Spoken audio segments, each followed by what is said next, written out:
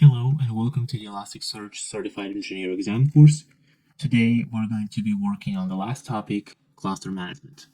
So first of all, I'd like to explain to you what a cluster is. And a cluster is basically a group of one or more Elasticsearch instances. So right now, most of this tutorial and course we have been having one Kibana and one Elasticsearch.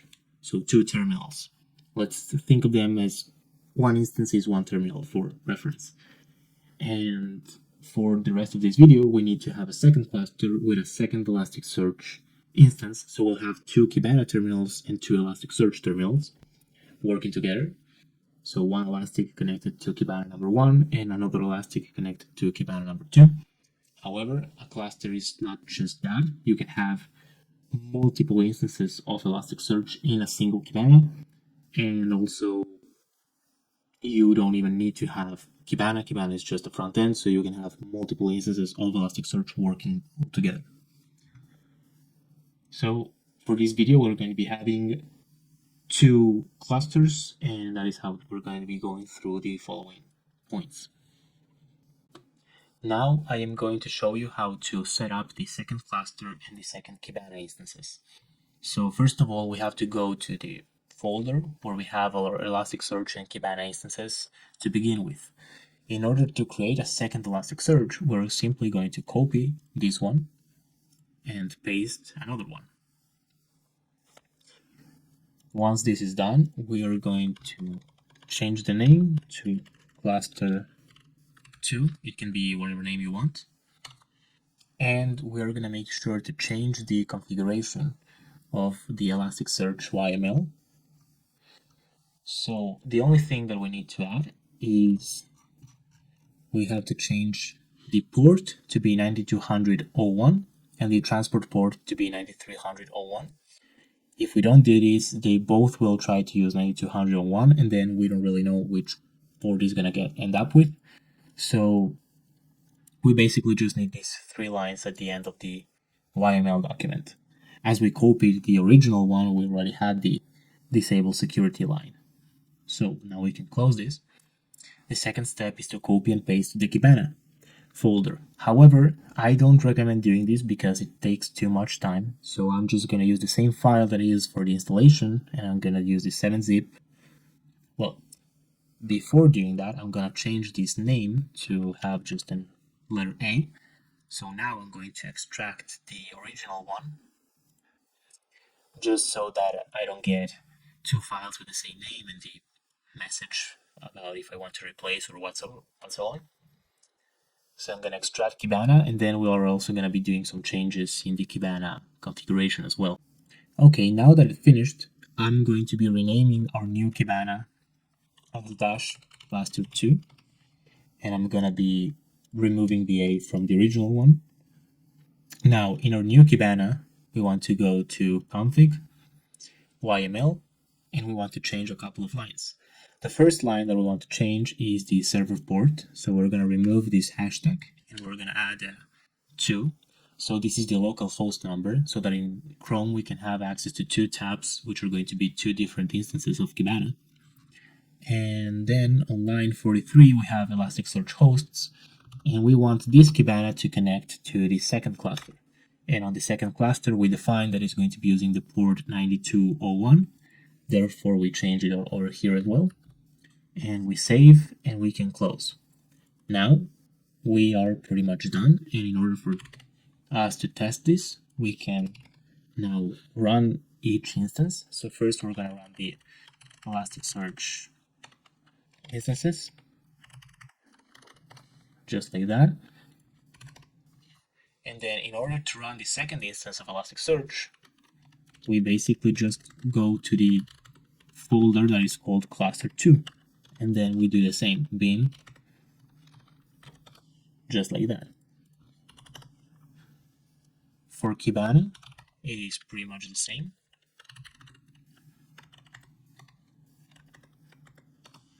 Just like that. And then Kibana cluster 2, just like that. And then we wait until all this run. Once all the processes have finished, we can go to Chrome and we can go to Kibana. And as you know, we have localhost 5601. However, we can create a new tab and change this to be O2.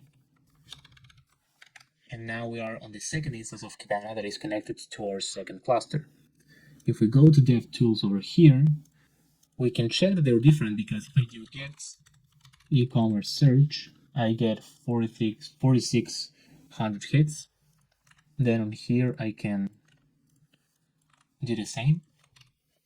However, I can maybe delete one of these. So let's do a delete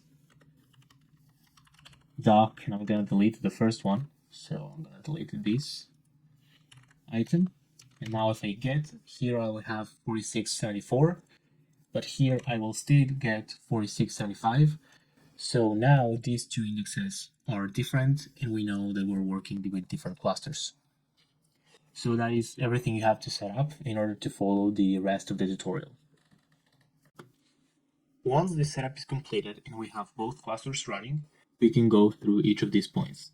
However, in the searching data, we left this point for later, write and execute a query that searches across multiple clusters, so we're going to do that now.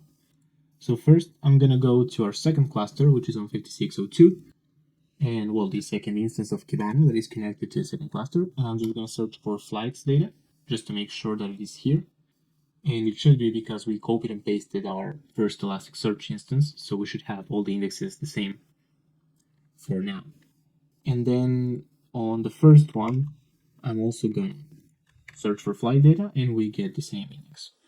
Now, in order for us, what we want to do is search from Kibana instance number 1 that is connected to cluster number 1, but we want to remotely search on cluster number 2. So the first thing we need to do is to define the name for the second cluster so that we can use that name later in order to search in it. So we do put cluster settings and we type in persistent cluster remote, and then we type in the cluster name that we want to use. So let's say second cluster. Inside here we add the seeds, which is going to be the transport port that we define. So if you remember, cluster number 1 had 9200.00 and 9300.00, and cluster 2 had 9201 and 9301. And here specifically, we want the transport port, which was 19301, and localhost is basically the IP where this is hosted. We're running this locally, so both of them are localhost, but this can be a domain or an IP address. Now, we run this command, and we get acknowledged true. And now we're able to look into our second cluster. We can make a get. And in order for us to search inside of the second cluster, we'll do a second cluster, so the name, a colon, and then the index name, so Kibana flights underscore search. And we get a clusters 1, total, successful, and we get 10,000 hits.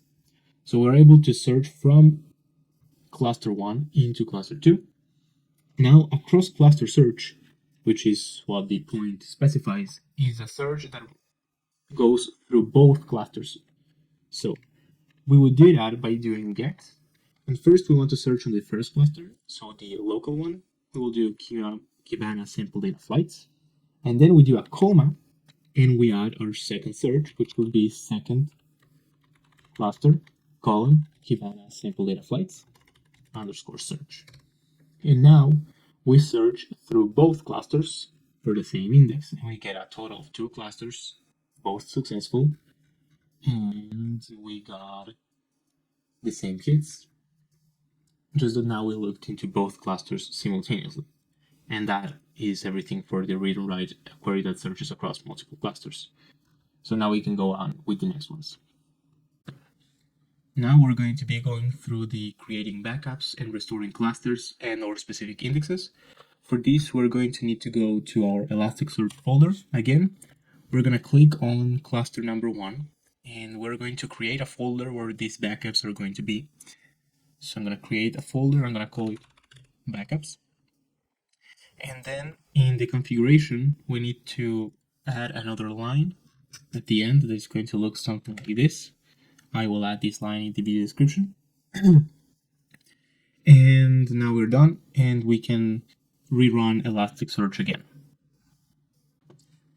Now that we have our Elasticsearch cluster running back again, we're going to be going through creating a backup and then restoring a cluster and their specific indexes using that backup.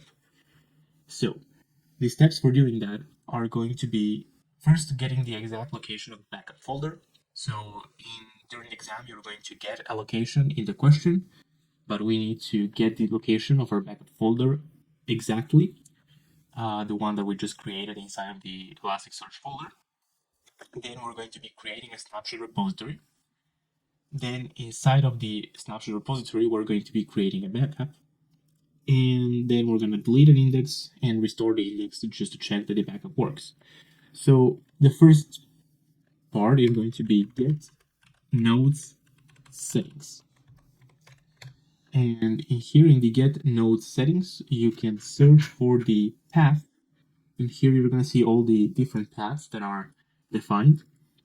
And this is based on what is inside of the YML file.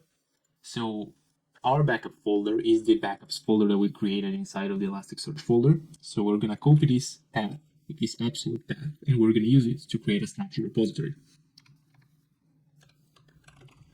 In order to create a snapshot repository, we're going to create a snapshot and add our name, so my snapshot repo, and we're going to add type and settings, location path. And now this is just because I'm on Windows, I have to add these double backslashes. But if you're on Linux or Mac OS, I believe you don't need to do that. However, I do. So we run this, and it has been disabled because... Okay, I don't know why it didn't fail, but now it works. So we created our snapshot repo, and inside of this repo is where our backups are going to be. So we're actually going to create a backup, which is the same command, but we add a backslash and, well, a slash, and then we add our backup name. So we're going to call this back1, and inside we're going to specify the indexes. So here, if we leave the star, we're going to make a backup of every single index that is present in this cluster. And if you see this point over here, it says restore a cluster and or specific indexes. So basically, if you restore all of them, you are restoring a cluster. And if not, you're just restoring specific indices. So what you will do for restoring specific indices, you can do something, for example, Kibana. We can type in specifically the index name, or what I'm going to do is I'm going to make a backup of all of the indexes that start with Kibana, just like that. Then I'm going to go through this little point over here, which is, there is this option that is always default to true, but you might get asked to turn it off for the exam based on the question. However, just so you know, this include global state means that you want to include the settings and configuration of the indexes, not just the document data. So it is default true, so this time we're going to just ignore that and not even put it in. Now, we run this and we created backup 1. Now we're going to delete an index, so we're going to delete the e-commerce index, and we're going to search it later. So let's first search it. We can see that it is present in the cluster. Now we delete the index, and now we search again, and there is index not found. So we deleted it, and finally we can restore this index by using a post. We're going to copy this same path over here, and we're going to type in underscore restore. Whoops. Nothing wrong, so okay. And here in the restore command, we're going to choose which indexes do we want to restore, and we're going to choose specifically the Kibana sample data e-commerce because it's the only one that we deleted. So we're going to run this code, and then we can search again, and we see that the index is present in the cluster once again. So now we covered the backup and restore a cluster and or specific indexes. So the next point, which I'm going to be going through, is automate snapshots with snapshot lifecycle management. So for this one, I'm going to delete all of this, and these backups can be automated. So how we would do that is, if you get asked to do this during the exam, I will recommend you to go to the documentation and you type in snapshot lifecycle management, and you click on here. This is going to send you to the API documentation, and you can see here snapshot lifecycle management. We're going to click on put because we want to create one. So you can just copy and paste code from here. Basically, you would put SLM policy and your policy name. So something like that. I'm gonna call this my testing snap policy. And below this, we're going to be copying the body of the request, which is here. And I'm going to explain what this is. This is a schedule. This will imply the frequency with which the snapshot policy gets applied. I mean, with which the snapshot runs and the backups are made. So this is basically in order from left to right is second, minute, hour, day of the month, and month. So basically what it means is that if you, I don't know how to explain it, but let's say this is going to run a backup every second 0, minute 30, hour 1. So basically, and every day and every month. So basically, if you leave the star, it means every, and if you specify a number, it will be only the number. So this will be like every month, every day at 1 a.m. and 30 minutes with 0 seconds, we are going to make a backup. So let's say if we wanted to do this at 12 p.m., so like a midday snapshot policy, we'll do at 12 here, 0 here, and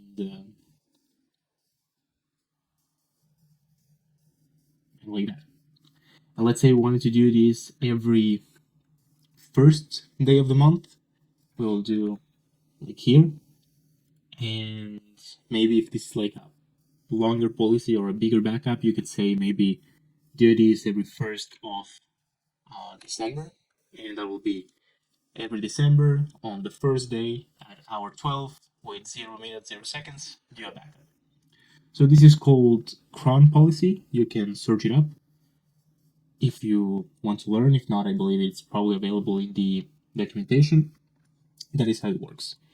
Then the daily snap, the name, here you add some string, and then this quotation, these curly brackets, these are going to round the date to the day, and you can change these to the month, I believe so, but to the day it will give you something among the lines of like 0101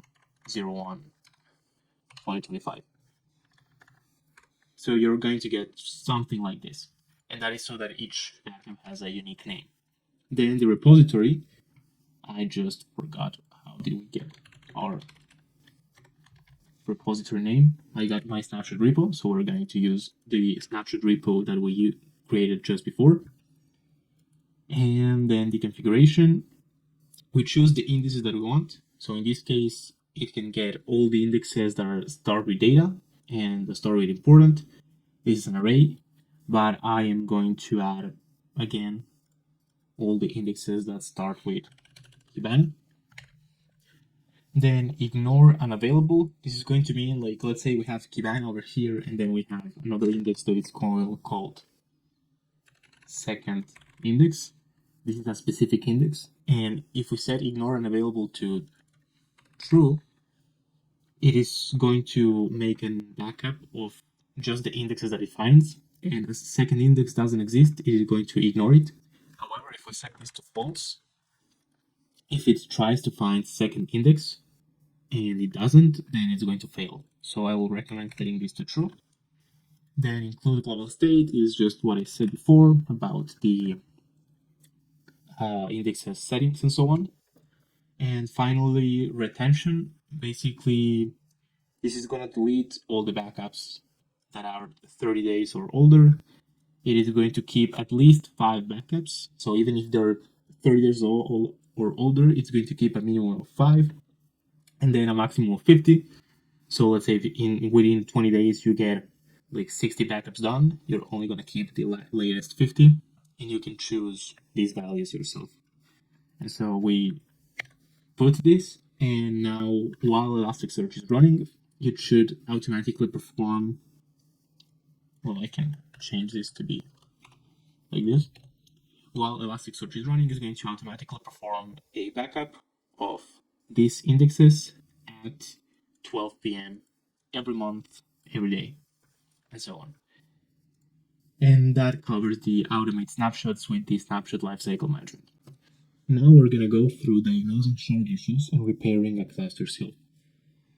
So the first thing that we can do is check out how is the cluster health. So we'll do get cluster health.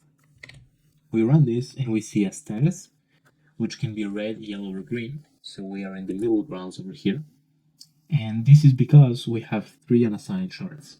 So in order for us to check what the problem is, we can do get a cat slash shards, and we're going to see here some, let me just hold it like this. We're going to see some unassigned shards. One in Kibana simple data logs, one in e-commerce, and one in flights. So as you can see, the problem is that these shards are all replica shards. As you can see, we have replica and primary, and the replica shards are unassigned. This happens because yes, we have two clusters of Elasticsearch, so we have 2 Elasticsearch instances and 2 Kibanas. However, for this tutorial, we've set them up to be one Elastic connected to one Kibana, and that is one cluster. But we can also do 2 Elasticsearch instances connected to one Kibana, and that is going to be one cluster with 2 nodes. Now, because replicas have to be assigned to a second node, a different one from the primary shard, they get unassigned because our cluster has only one node. So they will always be unassigned, and if we don't have a different node, we cannot assign them to that node. So, and if we did, it will assign them automatically to begin with. So we can actually check during the exam, maybe we have 2 ways of dealing with this. One is to eliminate the replica shard and have just one primary shard for each of these indexes, or we can get the cat nodes, which is going to be a nodes list, and maybe in the exam we're going to have 2 or more, but in our case we only have 1, so we're not able to relocate or reroute these shards in order to solve the problem. So even though we can't, I'm just going to show you how to do that in case you need to do that in the exam. You will do a post cluster reroute, you'll do commands, and here you'll do allocate. However, here you're going to add replica, and then you choose your index that you want. So your Kibana sample data e-commerce, you want the shard 0, and this is because they start at 0, even though the first shard is the shard 0, and then you have 2, you have to do these commands 2 times, and then shard 2 and 1, I mean 1, 0 and 1, and then you are going to choose the node to which you want to allocate your replica. So here at the end, this is my node name, the last string. You'll do something like this. Now, this won't work here because this shard is already on our primary node. It's just that it's unassigned. It has not started running. Therefore, it will never work. So in our case, we cannot do this, but in the exam, you might think about it if it is appropriate. However, our way of fixing this, which is also valid, and you might have to do this in the exam, you never know what kind of question you're going to get, we can just put these settings and set number of replicas equal to 0. And now we can check the cluster health, and we have 2 unassigned shards. Then we can do the same for logs, and now we have 1 unassigned shard, and you can do this finally for the lights. And now we have status green and unassigned shards equal to 0. So this is one of the first questions that you can get in the specific topic. The second question that you can get is that maybe for some reason you need to, in production, you need to not fix necessarily, but you need to make clusters run in extreme conditions. So clusters have this thing called the watermark allocation. So let me type in the command and then I'm going to explain. So you are going to do put cluster settings, then transient, cluster, routing, and then you're going to allocation. Here we have our allocation. We have our watermark low, which is 85%. Then we have allocation watermark high, and we have, it's not on this list though, but we have after high, we have something that defaults to 95%, and it is called flood stage, I believe. Now, what this means is that a cluster has these thresholds, and after 85%, it will stop allocating new shards to this node or to this cluster.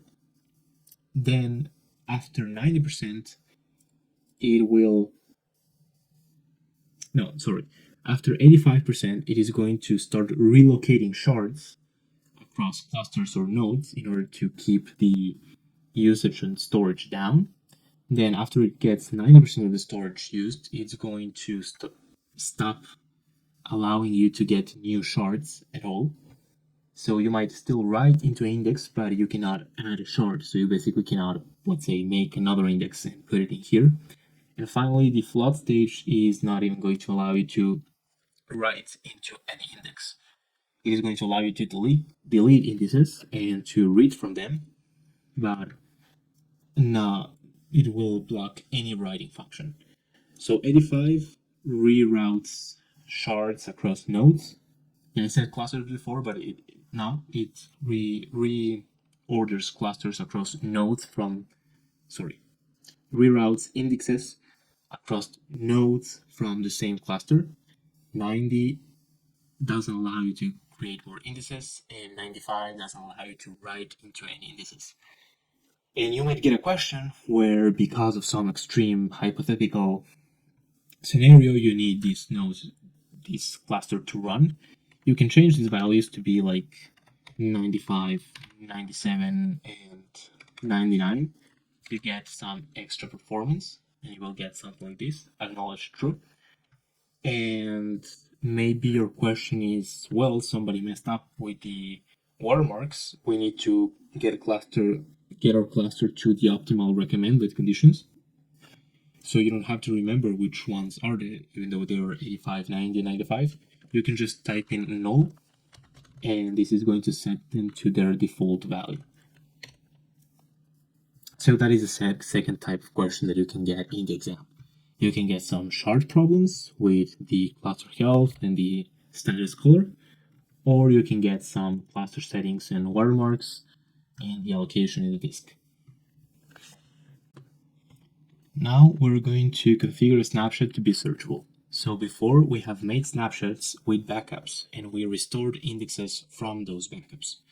Now, making a snapshot searchable is allowing us to search inside of those indexes on the backups without restoring them.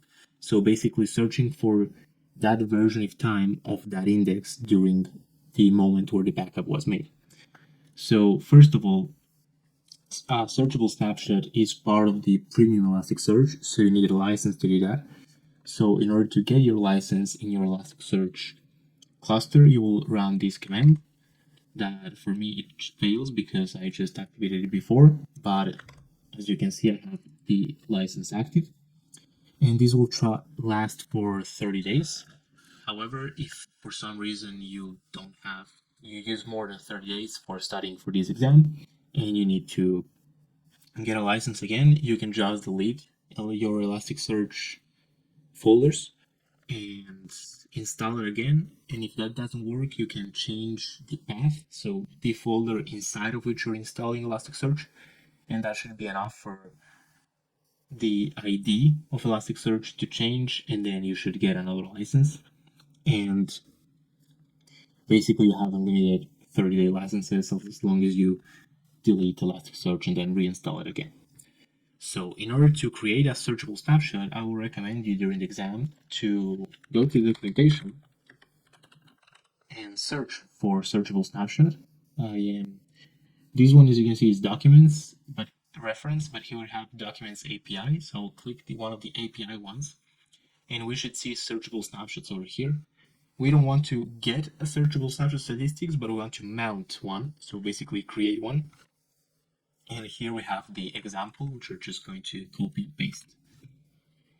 Now, we need a few things. So first of all, we need my snapshot repository, our backup, and leave this as is. So in order to get that, we're going to be doing get snapshot, and we should get our snapshot repos.